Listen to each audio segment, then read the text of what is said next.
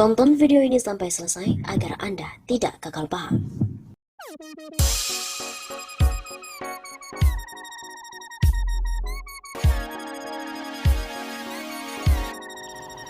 Sobat 651 Sapa, kembali lagi bersama dengan kami untuk mengulas fakta-fakta perpolitikan dan juga informasi terkini di tanah air.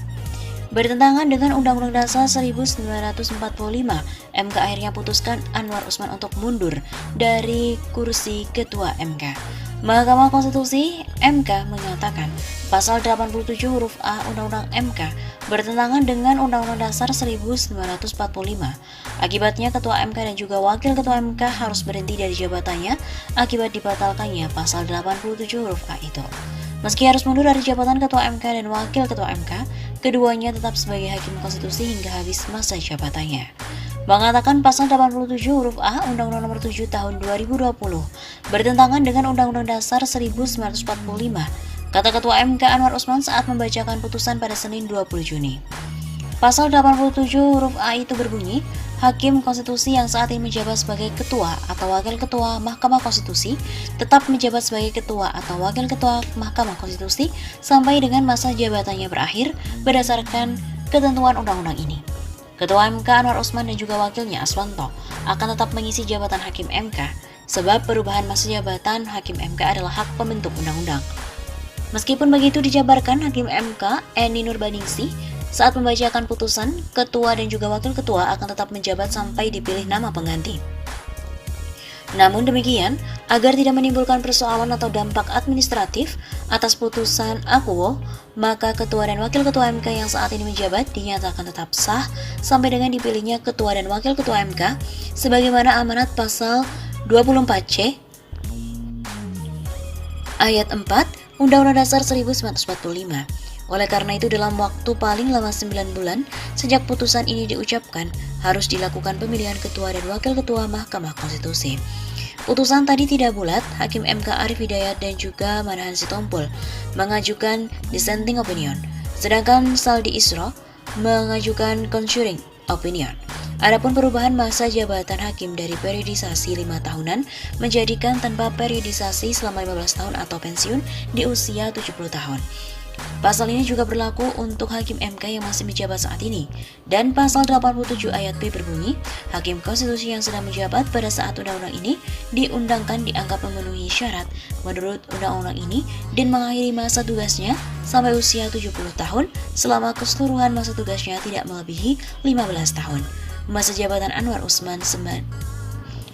jabatan Anwar Usman sendiri berakhir sampai 6 April 2026 dan Aswanto sampai dengan 21 Maret 2029.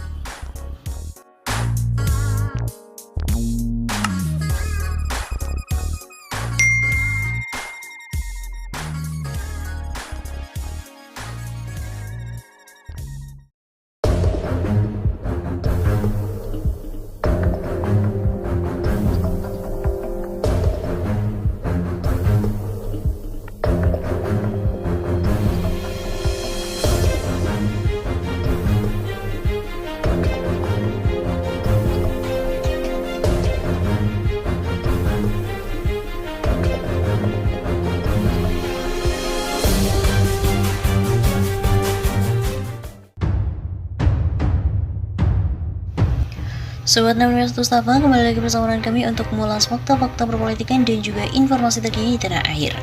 Ternyata dalam setahun kekayaan Ketua MK, calon adik ipar Jokowi telah membengkak dari 5 miliar rupiah menjadi 26 miliar rupiah.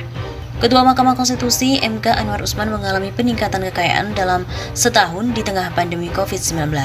Kekayaan calon adik ipar Jokowi itu meningkat 5 kali lipat. Hal itu terlihat dari laporan harta kekayaan penyelenggara negara atau LHKPN yang diajukan oleh Anwar pada KPK. Anwar pada 11 Februari 2020 membukukan hartanya sebesar 5 miliar rupiah untuk periode 2019 dan pada tahun depannya, tepatnya pada 15 Maret 2021, kekayaannya dari mantan asisten hakim agung di Mahkamah Agung ini mencapai 26,4 miliar rupiah untuk periode 2020. Penambahan aset Anwar terlihat membengkak dari kas dan juga setara kas. Pada laporan tahun 2020, pria yang pernah aktif di dunia Twitter itu tidak memiliki kas dan juga setara kas. Namun pada laporan tahun 2021, Anwar membukukan kas dan setara kas sebesar 20,6 miliar rupiah. Seperti diketahui, Ketua MK Anwar Usman akan menikah dengan adik Jokowi, Idayati. Jokowi memiliki 3 adik perempuan, salah satunya adalah Idayati yang juga sudah menjanda sejak suami pertamanya, Hari Mulyono, meninggal dunia pada tahun 2018. Beredar kabar kepulangan Jokowi beberapa waktu lalu, salah satunya karena menerima lamaran dari Ketua MK Anwar Usman kepada salah satu adiknya. Wali Kota Solo, Gibran Rakabuming juga sekaligus putra Jokowi membenarkan adanya rencana pernikahan tersebut. Patut diduga pula penolakan PT 0% karena lobi-lobi asmara. Ketua MK Anwar Usman disarankan untuk mundur dari jabatannya sebelum menikahi Idayati, adik kandung Jokowi. Saran itu diungkapkan oleh sejumlah aktivis, pengamat dan juga akademisi untuk menghindari konflik kepentingan di lingkungan pemerintahan. Aktivis Niko Silalahi misalnya, ia juga menilai konflik kepentingan akan rawan terjadi jika Anwar Usman tetap menjadi Ketua MK, utamanya terkait dengan gugatan Presidential Threshold yang beberapa kali telah ditolak oleh MK. Patut diduga, putusan MK yang menolak gugatan 0% itu ada campur tangan dari lobi-lobi di balut asmara. Kata Niko juga meminta agar Anwar Usman melepas jabatannya sebagai Ketua MK demi menghindari konflik kepentingan. Agar persepsi publik tidak mengarah ke sana, maka Ketua MK wajib mundur dari jabatannya dan sebab bisa berdampak pada konflik kepentingan. Iya nggak sih? Begitu pintanya. Sementara itu, Direktur Pusako Universitas Andalas, Ferry Amsari, meminta Anwar Usman untuk mengundurkan diri dari jabatannya jika sudah resmi menjadi suami dari Idayati. Tujuannya, kata dia, agar menghindari konflik kepentingan dengan Jokowi terkait perkara di MK dalam uji undang-undang. Sebaiknya Ketua MK mundur untuk menjauhkan asumsi terjadinya konflik kepentingan.